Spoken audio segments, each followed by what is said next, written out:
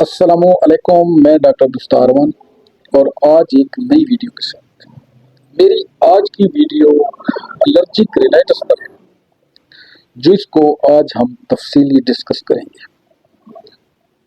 अल्लाह रब्बुल इज़्ज़त ने हमारे जिस्म में सांस लेने का एक अमल बनाया है, जिसे हम अमल तनफ़ुस कहते हैं।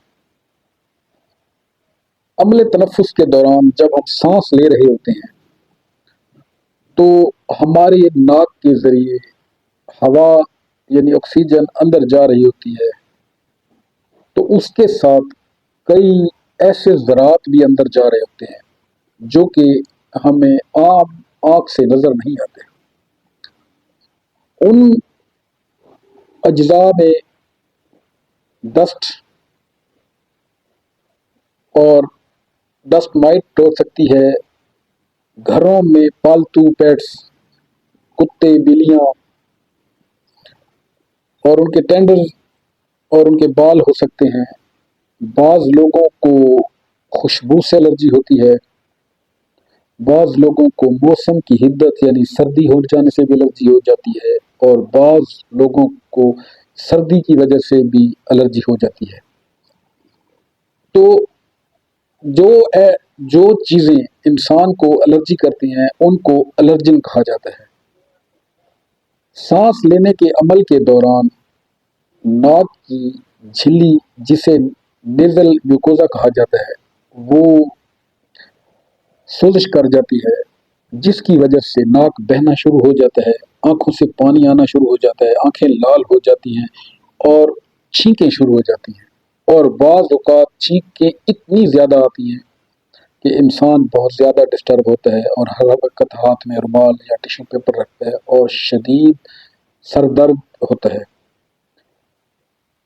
छींकों का आना, जहाँ पर एलर्जी की कंडीशन तो है ही है, वहाँ पे एलर्जी दो किस्म की है, एक सीजनल एलर्जी और एक पेरिनियल एलर्जी। एलर्जी बाज़ लोगों को बहुत ज़्यादा डिस्टर्ब करती है।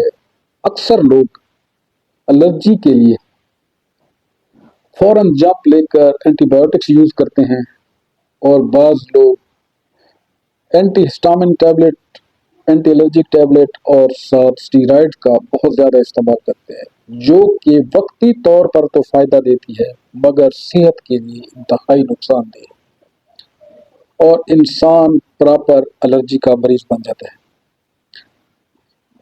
एलर्जी होती किस वजह से है? एलर्जी के कुछ काजेज़ हैं। बाज़ औक़ात जेनेटिकली या विरासतन तौर पर भी एलर्जी के मरीज़ होते हैं और बाज़ औक़ात तग़य्युराती, मौसमियाती या खुशबू से भी एलर्जी हो जाती है।